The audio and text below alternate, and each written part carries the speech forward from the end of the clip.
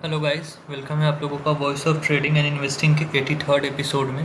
तो अगेन आज निफ्टी में एक अच्छा खासा करेक्शन देखने को मिला। हम लोगों ने कल भी डिस्कस किया था कि हाँ, मतलब इतना ज़्यादा करेक्शन डीप डाउन भी नहीं दिखेगा और वही हुआ है। थोड़ा सा फॉल के बाद मेजर सपोर्ट के पास अगेन मेजर सपोर्ट के आसपास मार्केट ने क्लोजिंग दे दी है। अब देखो, ये हम लोगों का कल के लिए एक मेजर सपोर्ट जोन था।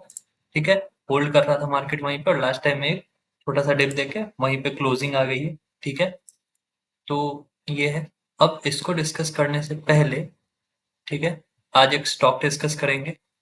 ठीक है, स्टॉक का नाम है बड़ौदा, बैंक ऑफ बड़ौदा। ठीक है, इसका सेटअप एक बार डिस्कस करते हैं पहले। ठीक है, सेटअप डिस्कस करने के बाद कुछ इंटरेस्टिंग आप लोगों को दिखाऊंगा। ठीक है, अब आ जाते हैं। आज सुबह से ही पीएसयू सेक्टर पूरा का पूरा बीएडिस था। एसबीआई, पीएनबी, कैनरा, फलाना ढमकाना सब कुछ बीएडिस था। तो यहाँ पे क्या होता है, अब देखो, ये एक सपोर्ट है डेली टाइम फ्रेम पे, यहीं पे एक सपोर्ट है आवरली टाइम फ्रेम पे। ठीक है, यहाँ पे देखो आवरली टाइम फ्रेम पे यहीं पे एक सपोर्ट है 15 मिनट टाइम फ्रेम पे। देख रहे हो, यहाँ से बाउंस, फिर आया बाउंस, यहाँ से ब्रेकआउट। ठीक है, तो अब ये सपोर्ट आज के दिन में टूटा। ठीक है, सपोर्ट टूटता है यहाँ पे। ठीक है, मैंने इसको शॉर्ट किया। अगेन एंट्री, मेरे एंट्री क्राइटेरिया के हिसाब से लोअर लो क्लोजिंग नहीं मिली तो इस शॉर्ट नहीं बनता था, बट ठीक है। और ये स्टॉप लॉस हुआ है एंड देन ये आप देख रहे हो। अब ये देखो, मैंने आज ट्रेड क्या किया इंट्राडे में, बैंक ऑफ बड़ौदा इंट्राडे। भाई लॉस हो गया है इसमें, मतलब क्या ही बोल सकते हैं आप।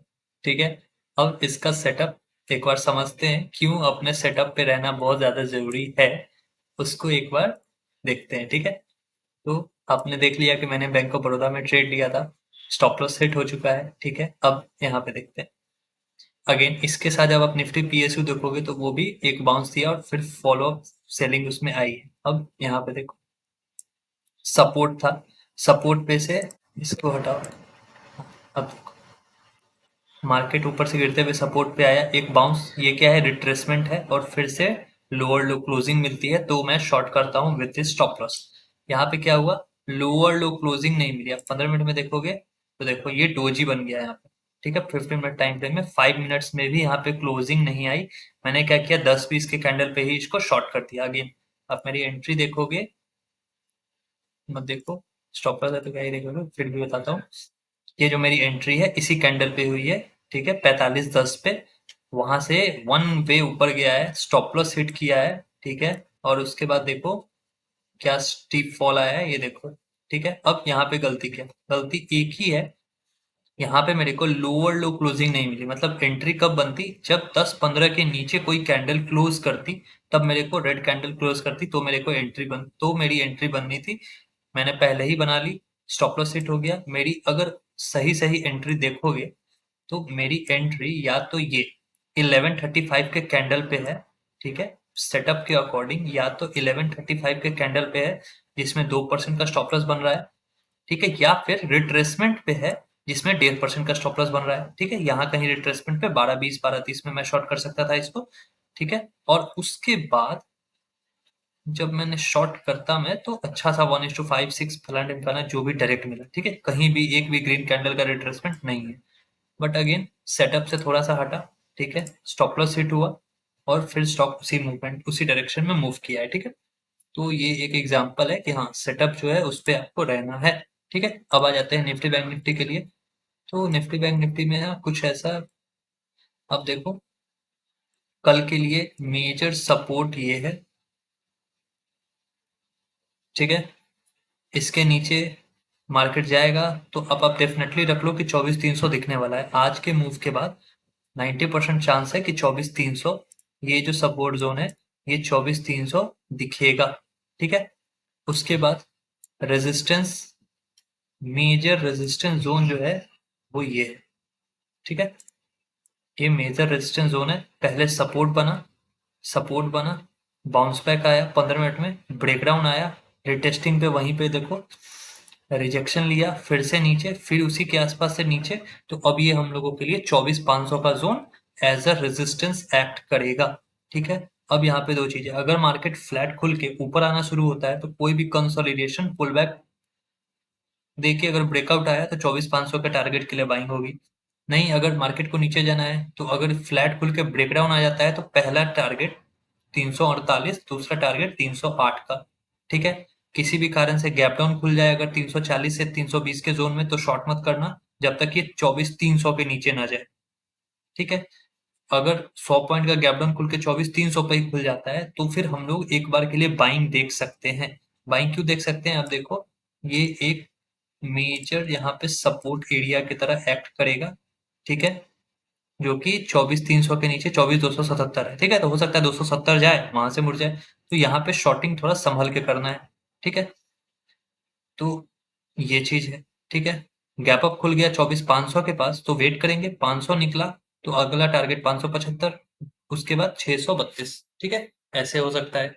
ये रहेगा निफ्टी में सेटअप, पता है कोई भी कंसोलिडेशन पुल बैक का ब्रेकआउट आएगा, उसका लो का स्टॉप लॉस डालेंगे बाइंग में और उसको बाई कर सकते हैं। अब आ जाते हैं बैंक निफ्टी। बैंक निफ्टी तो अच्छा खासा करेक्शन दिया है। ठीक है, अगेन बार बार हम लोग डिस्कस कर रहे हैं कि 53,986 मतलब 54,000। अब देखो ये उस लो को भी, ठीक है, तोड़ के ये नीचे आ रहा है। ठीक है, अगेन हम लोगों ने बहुत मतलब 6 दिन 7 दिन से बात कर रहा हूँ मैं कि 52,100 तक अगर रिटेस्ट करने आता है तो अच्छी बात है, वरना 54,000 भी अगर आएगा तो एक सही लेवल रहेगा। क्यों? क्योंकि यहाँ पहले रेजिस्टेंस था, डायरेक्ट निकाल दिया तो लगातार इतना तो नहीं चलेगा, तो अब इसमें आ रहा है करेक्शन। ठीक है, तो सपोर्ट कहाँ है? 54,000 पे। जगह कितना बचता है? 267 पॉइंट्स ओनली।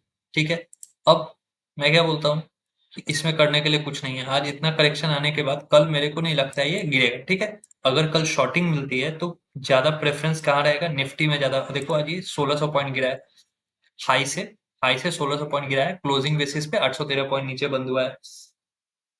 ठीक है, तो आज इसमें मोमेंट आ गया है। हो सकता है कल ये थोड़ा सा गैप डाउन खुल जाए 54,000 के जोन पर, वहीं पे कंसोलिडेट करे, तब ब्रेक डाउन देगा, तब मैं इसमें ट्रेड लूंगा। अगर ये डायरेक्ट टूटने लगता है तो मैं इसमें कोई भी, मेरे को कोई भी इंटरेस्ट नहीं है इसको ट्रेड करने में। ठीक है, अब एक बार 15 मिनट्स में अगर आप लेवल देखोगे तो एक लेवल ये आता है मेरे पास।